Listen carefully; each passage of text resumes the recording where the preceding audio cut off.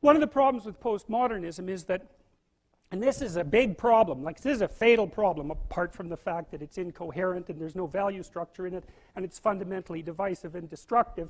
There's a logical problem with it too that's even worse. And so you might be noticing that the LGBT set of acronyms keeps growing, eh?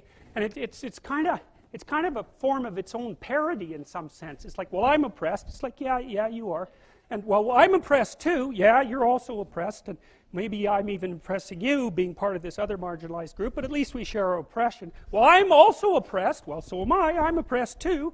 It's like, okay, so here's the problem. There's a big problem here. The problem is, it's true. You're oppressed, you're oppressed, you're oppressed, you're oppressed. God only knows why. Maybe you're too short, or you're not as beautiful as you could be, or you know, your grandparent was a serf, likely, because almost everybody's great-grandparent was. It's like, you know, and you're not as smart as you could be, and you have a sick relative, and you have your own physical problems, and it's like, frankly, you're a mess. And you're oppressed in every possible way, including your ancestry and your biology, and the entire sum of human history has conspired to produce victimized you with all your individual pathological problems. It's like, yes, true. Okay, but the problem is that it is true. And so if you take the oppressed, you have to fractionate them and fractionate them. It's like, you're a woman. Yeah, okay, well, I'm a black woman. Well, I'm a black woman who has 2 children. Well, I'm a black woman who has 2 children and one of them isn't very healthy. And then, well, I'm a Hispanic woman and I have a genius son who doesn't have any money so that he can't go to university. And, you know, I had a hell of a time getting across the border. It was really hard on me to get my citizenship. My husband is an alcoholic brute. It's like, well, yeah, that sucks too. And so, well, so let's fix all your oppression. And we'll take every single thing into account, and then we'll fix yours too. We'll take every single thing into account. It's like, no, you won't, because you can't. You can't. It is technically impossible. First of all, you can't even list all the ways that you're oppressed. Second, how are you going to weight them? Third, who's going to decide? And that's the bloody thing. Who's going to decide? That's the thing. Well, what's the answer in the West? It's like, in free markets, oh yeah, Christ will never be able to solve this problem. No one can solve it. What are we going to do about that? We're going to outsource it to the marketplace. You're going to take your sorry, pathetic being, and you're going to try to offer me something that maybe I want. And I'm going to take my sorry, pathetic being, and I'm going to say, well, all things considered, as well as I can understand them, maybe I could give you this much money, which is actually a promise, for that thing. And you've packed all of your damn oppression into the price. And I've packed all my oppression into the willingness to pay it. And that solution sucks. It's a bad solution. But compared to every other solution, man, it's why 10% of us have freedom. And so there's a tremendous illogic at the bottom of this. It's like, you have to fractionate the oppressed all the way down to the level of the individual.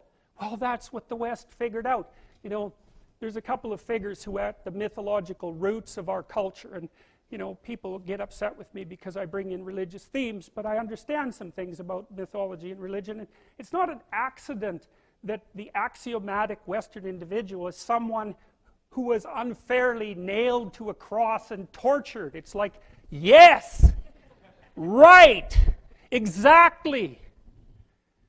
So what do you do about that? Well, I thought about that for a long time too. It's like, well, you don't get together in a damn mob, because all that does is allow you to be as horrible as you could possibly imagine and suffer from none of the consequences. That's a bad idea. So how about we don't do that? Well, there's a deep idea in the West too. It's like, pick up your damn suffering and bear it and try to be a good person so you don't make it worse.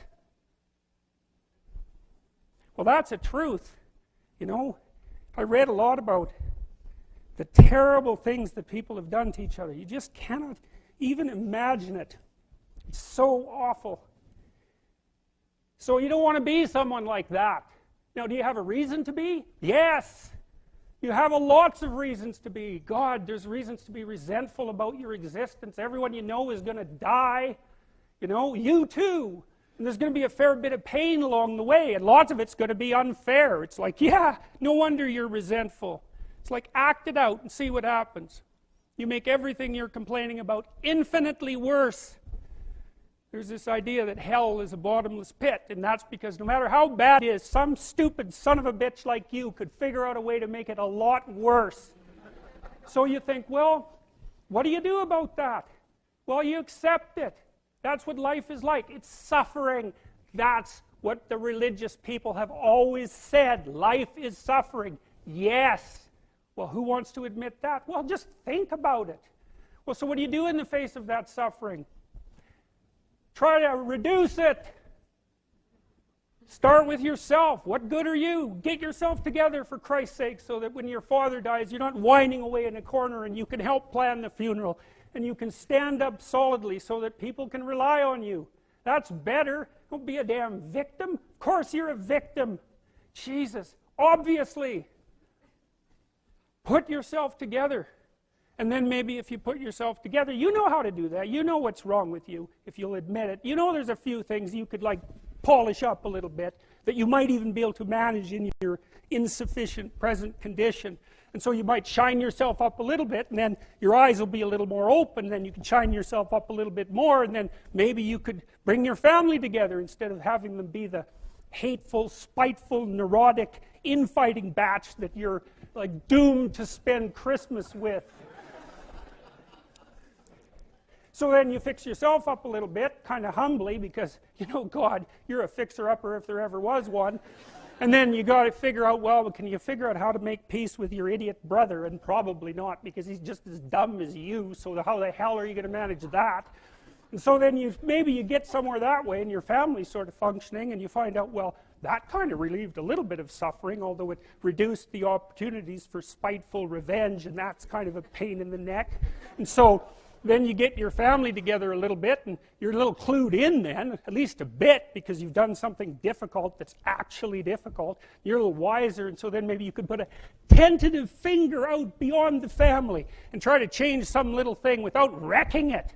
It's like our society is complex, and we teach our students that they could just fix it. It's like, go fix a military helicopter and see how far you get with that. It's like, what are you going to do? You're like a chimp with a wrench. Whack! Oh, look, it's better. It's like, no, it's not better. Things are complicated, and to fix things is really hard. And you have to be like a golden tool to fix things, and you're not. So, and that's the other message of the West. It's like, how do you overcome the suffering of life? And I'm not saying it's only the message of the West. How do you overcome the suffering of life? Is be a better person. That's how you do it. Well, that's hard. It takes responsibility. And I think, you know, if you said to someone, you want to have a meaningful life? Everything you do matters. That's the definition of a meaningful life. But everything you do matters. So you're going to have to carry that with you.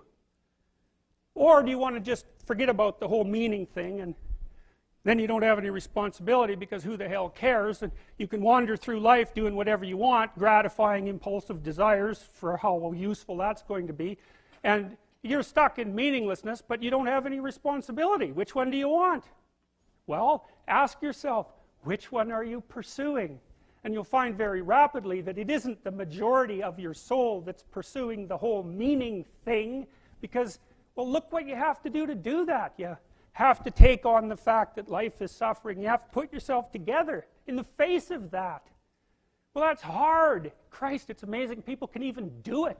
I'm stunned every day when I go outside, and it isn't a riot with everything burning.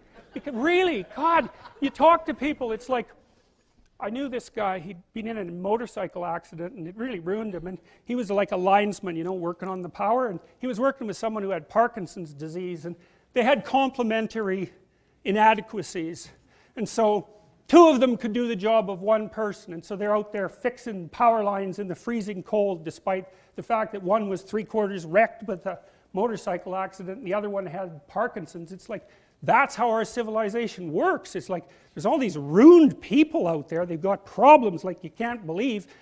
Off they go to work and do things they don't even like, and look, the lights are on. My God, it's unbelievable. It's a miracle. It's a miracle. And we're so ungrateful. College students, the postmodern types, they're so ungrateful. You know, they don't know that they're surrounded by just a bloody miracle. It's a miracle that all this stuff works, that all you crazy chimpanzees that don't know each other can sit in the same room for 2 hours sweltering away without tearing each other apart, because that's what chimps do. So, anyways, so